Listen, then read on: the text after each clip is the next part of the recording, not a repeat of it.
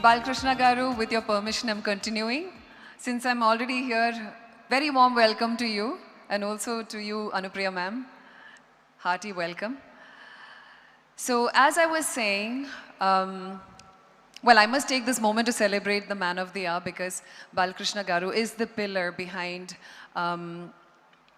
making sure that this institution is able to hone the success that it has honed until now, carry on its legacy, and also create a mark, therefore completing 25 successful years. So congratulations to you, sir, and thank you. As a survivor, as someone who's still between her fight, I really want to extend my deepest gratitude for your continuous and continued endeavor in this cause, at least for this cause. Thank you so much. So I was actually saying that I was in Hyderabad. I was working in the Telugu industry when I was diagnosed with my cancer, and there were a lot of wrong, false news that I was diagnosed with breast cancer. But the truth is, I have an aggressive type of blood cancer, which is Hodgkin's lymphoma, which is otherwise very, very easily curable. I think up to 85% success rate in just the initial 6 months of chemotherapy. But there is a possibility of you being diagnosed with refractory diseases, refractory Hodgkin's lymphoma, and that is the kind that I have, which is probably 15% of people who are diagnosed with Hodgkin's have this kind of cancer. So I'm going to cut my long story very short, okay, because I don't want to get into the tail of it. It so happened that in 2014, and this was after I had finished my journey with, I think, all the chemotherapies that were available for Hodgkin's disease, and radiation, and a bone marrow transplant, and all of this. I think still more chemotherapy, which they call as the salvage chemo regimen. Do you have it in you to stay alive? And how much of your everyday life are you truly living? Create that spirit inside you, that will to fight, that will to, that drive inside you.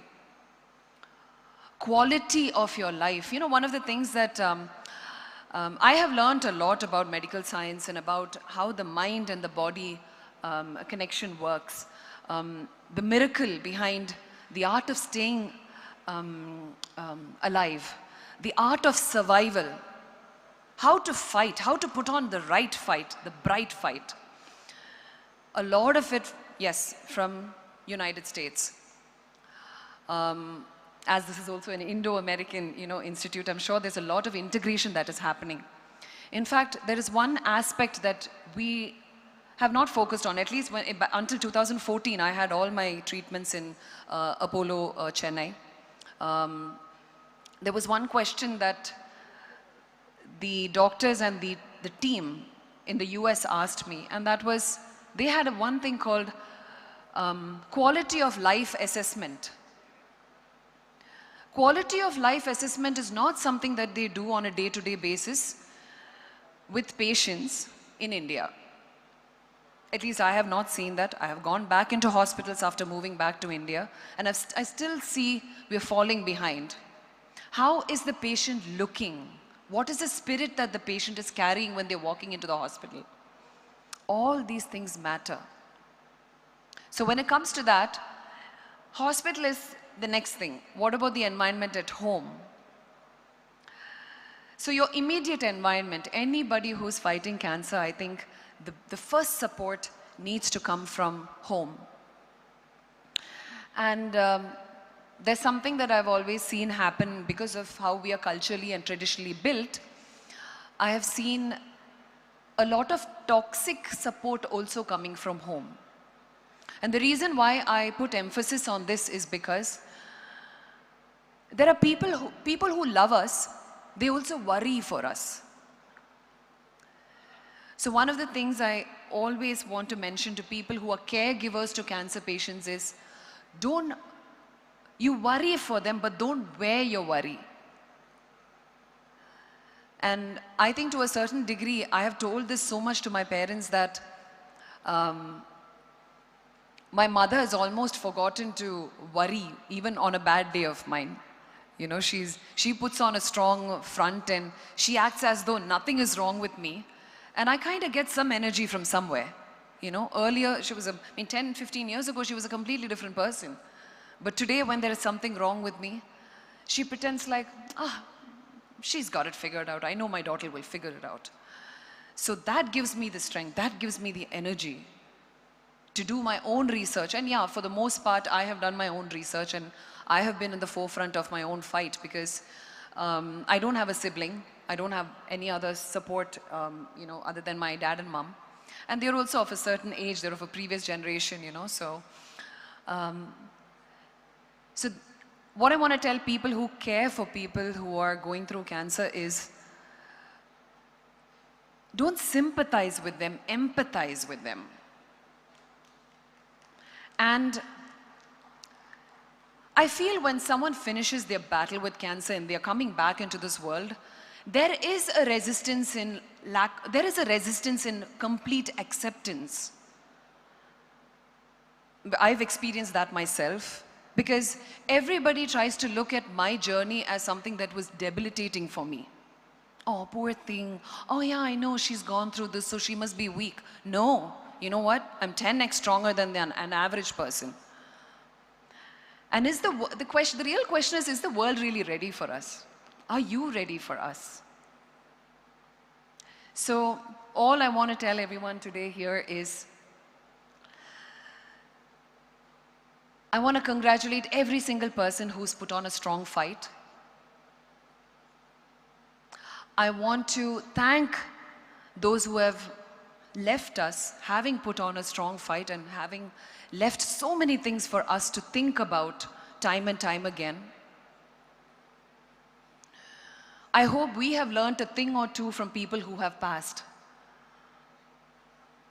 How willfully and how gracefully they have fought through their hard times. Can you even imagine? It's so hard to fathom the fight of a person who's going through cancer. And one of the things that I have promised myself is, I will never appear as though I'm going through something. And I always tell myself, on a bad day, just let it be your bad day, it's okay. It's not, every day doesn't have to be perfect. Take rest, that day is for you. But the next day, the body is amazing, you know. Once that chemotherapy or any medicine goes in, first few days is, yeah, not so good. But then your cells, everything inside you, your willpower, and everything fights back so that you can stand back up again and show up to your own life. So I take this opportunity to request all of you to make every person's fight a little easier. If you can enhance, if you can give a little bit of support and a little bit of love, it will go a very, very long way for those who are actually fighting cancer. And on that note, I hope the Basavatarakam Indo-American Institute managed to bring a lot more futuristic and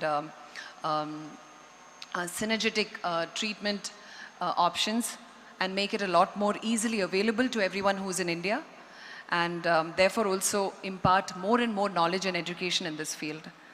And on that note, thank you so much for having me here and letting me share my story, and continue enjoying this evening, and may you all live very long and live a great and healthy life. And thank you so much for having me here once again. Thank you.